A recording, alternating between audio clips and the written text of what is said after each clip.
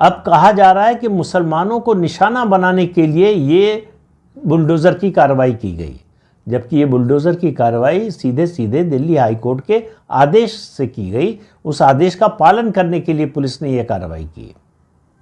तो आप अतिक्रमण करें, जबरन कब्जा कर लें और उसकी छूट मिलनी चाहिए। दरअसल कहने का उनका ये मतलब है कि हम इस देश में कहीं भी कब्जा कर सकते हैं, किसी की भी ज़मीन पर कब्जा कर सकते हैं, चाहे निजी हो चाहे सरकारी। अगर पुलिस बोलेगी, सरकार बोलेगी, अदालत बोलेगी, तो इसका मतलब मुसलमानों पर जुल्म हो रहा है। ये नैरेटिव बनाने की कोशिश हो रही है, बल्कि बन गया है, बनाने की कोशिश नहीं हो रही है, उन्होंने इसको बना दिया है। और ये जो सूडो सेकुलर हैं वो बढ़ चढ़ कर इस नैरेटिव को आगे बढ़ाते हैं। अब इसी अतिक्रमण को हटाने के लिए आप देखिए कि किस तरह से कार्रवाई हुई। बार बार नोटिस भेजे गए, जो भी जितने भी स्टेक होल्डर्स थे सबसे बुलाकर बात की गई। अतिक्रमण से पहले पुलिस ने बुलाकर सबसे बात की, बताया, नोटिस लगाया गया कि ये अतिक्रमण हटाया जाएगा, इस तारीख को हटाया जाएगा, इस समय हटाया जाएगा। ये सब बताने के बावजूद वहाँ पर पुलिस पर पथराव हुआ। इसका मतलब ये है कि इस देश में संविधान और कानून का राज नहीं चलेगा। मुसलमान जो कहेंगे वही कानून माना जाएगा।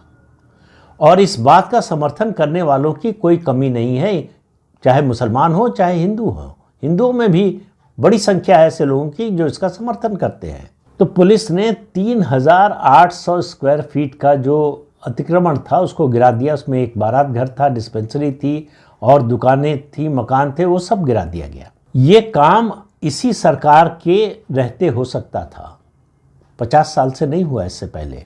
इससे पहले तुर्कमान गेट पर अतिक्रमण हटाने का नोटिस भी नहीं दिया जा सकता था, ये स्थिति थी। लेकिन ये कोई बहुत संतुष्ट होने वाली बात नहीं है। अब सवाल ये है कि अभी जनगणना होने वाली है 2026-27 में, तो एक गणना इस बात की भी होनी चाहिए कि भारत में कितने पाकिस्तान बन चुके हैं। क्योंकि तृणमूल कांग्रेस के एक नेता ने कहा कि 30% मुसलमान इकट्ठा हो जाएं तो भारत में 4 पाकिस्तान बना सकते हैं। आप याद रखिए, मजहब के नाम पर इन्होंने देश का बंटवारा किया, पाकिस्तान लिया, लेकिन यहीं रह गए। और वो नारा मैं आपको फिर याद दिला रहा हूं, इनका जो मुस्लिम लीग का था, उसको बार बार याद दिलाने की ज़रूरत है कि लड़कर लिया पाकिस्तान, हंसकर लेंगे हिंदुस्तान। ये है इनका नारा। अब इनका तरीका ये है कि पहले अतिक्रमण करो, फिर अगर उस पर कोई कार्रवाई हो तो विक्टिम कार्ड खेलो कि मुसलमानों पर जुल्म हो रहा है। मतलब जो गलत कर रहा है वो कह रहा है कि हमारे साथ गलत हो रहा है। तो एक गिनती तो ये होनी ही चाहिए। आपको याद होगा कि कर्नाटक हाई कोर्ट के एक जज ने कर्नाटक के किसी इलाके के बारे में, शायद बेंगलोर का ही इलाका था, उसके बारे में कहा कि वो पाकिस्तान जैसा है। सुप्रीम कोर्ट ने उस जज को चेतावनी दी, उस टिप्पणी को हटा दिया। लेकिन वास्तविकता से कब तक भागेंगे, कब तक मुंह छुपाएंगे? इस देश में एक दो नहीं, हजारों ऐसे स्थान हैं जहां हिंदुओं के जाने की बात छोड़िए, पुलिस नहीं घुस सकती। उत्तर प्रदेश का मऊ ऐसा ही एक इलाका था। इस समय बहुत सारे इलाके हैं जहां पुलिस छोड़िए पीएसी नहीं घुस पाती थी। 1984 में वहां पर दंगा हुआ और एक डिप्टी एसपी की हत्या कर दी मुसलमानों ने। पुलिस ने, वहां जो स्थानीय पुलिस थी, उसने रिवोल्ट कर दिया कि हमारे अधिकारी को मारा गया है, जब तक जिन लोगों ने मारा है उनको गिरफ्तार नहीं किया जाएगा, उनके खिलाफ एक्शन नहीं होगा, तब तक हम काम नहीं करेंगे। तो जब पता किया गया, वहां के डीएम ने पता किया, तो मालूम हुआ कि ऐसे इलाके हैं जहां दिन में भी पीएसी नहीं घुस सकती। क्यों? छतों से महिलाएं एसिड बल्ब फेंकती हैं, पत्थर फेंकती हैं। फिर वहां कर्फ्यू लगाया गया, कर्फ्यू लगाकर फिर जो है वो एक्शन लिया गया।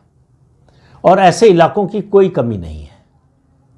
मऊ ही वो इलाका है, आपको पहले भी बता चुका हूं, फिर से बता रहा हूं, जहां आप अपने घर में सत्यनारायण की कथा नहीं करा सकते थे, अपने घर में घंटी नहीं बजा सकते थे, शंख नहीं बजा सकते थे। हिंदू बहुत परेशान हो गए जब, तो मथुरा के पंडों से संपर्क किया। मथुरा से बड़ी संख्या में पंडे आए और उन्होंने घर घर जाकर, गांव गांव जाकर जो है सत्यनारायण की कथा कराई, पूजा कराई, शंख, घंटा, घड़ियाल सब बजा। ये क्यों बता रहा हूं आपको? क्योंकि जब आप विरोध में खड़े होंगे तभी आपको आपका हक मिलेगा। सरकार हक नहीं देने वाली है। अभी सोमनाथ मंदिर के जीर्णोद्धार के 100 साल हुए, उस पर प्रधानमंत्री ने एक लेख लिखा, उसमें जवाहरलाल नेहरू की एक चिट्ठी भी शामिल की। जवाहरलाल नेहरू सोमनाथ मंदिर के जीर्णोद्धार के सख्त खिलाफ थे। क्यों खिलाफ थे मालूम है आपको?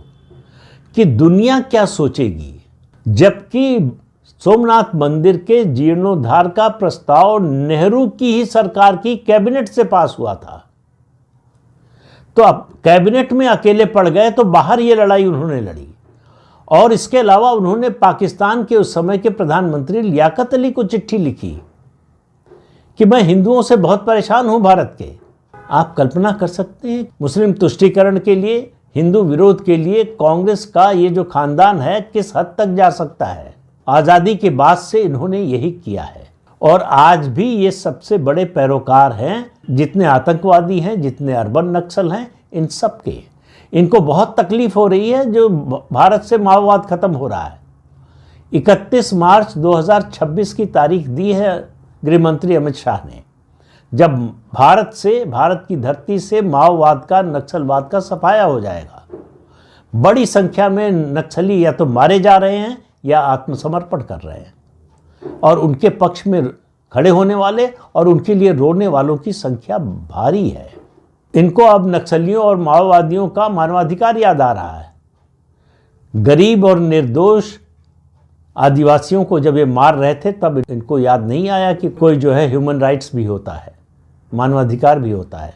इस मानसिकता के हैं ये लोग। लेकिन मेरा कहना फिर भी है, सरकार को ऐसे इलाकों को चिन्हित करना चाहिए जो पाकिस्तान बन गए हैं, जहां घरों पर पाकिस्तान का झंडा लगाया जाता है। अब तो आईसिस के भी झंडे लगने लगे हैं, उसमें भी कोई संकोच नहीं होता है।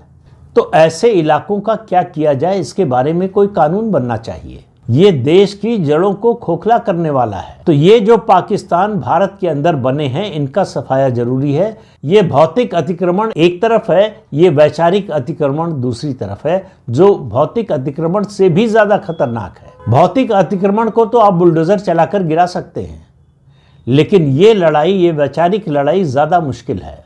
उसके लिए आपको तैयार होना पड़ेगा और तैयार होने के लिए जरूरी है कि ये समझें कि इस वैचारिक लड़ाई का जो मुसलमान लड़ रहे हैं, इस्लाम के मानने वाले लड़ रहे हैं, उनका उद्देश्य क्या है।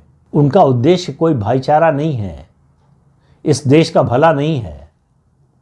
इस देश को दारुल इस्लाम बनाना है। ये छोटी सी बात अगर गैर मुसलमानों को समझ में आ जाए तो शायद हालात में बदलाव शुरू हो जाएगा।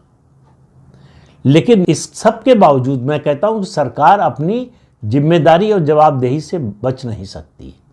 ऐसा कैसे हो सकता है कि किसी एक इलाके में हिंदुओं का जाना वर्जित हो जाए, या ऐसे इलाकों में हिंदुओं के जाने का मतलब है कि उनकी जान की सुरक्षा की जिम्मेदारी सरकार की नहीं है, वो अपने जोखिम पर उस इलाके में जाएं। क्या देश में एक भी ऐसा इलाका है जो हिंदू बहुल हो और वहां मुसलमानों को आने जाने में कोई किसी तरह की तकलीफ या रोक टोक हो? तो ये मुस्लिम बहुल इलाकों में ही क्यों होता है? इसको सोचने और इसका समाधान खोजने की जरूरत है। और उसके लिए उसका पहला कदम है ऐसे इलाकों को आइडेंटिफाई किया जाए जो मिनी पाकिस्तान बन चुके हैं और उनको डिस्ट्रॉय किया जाए।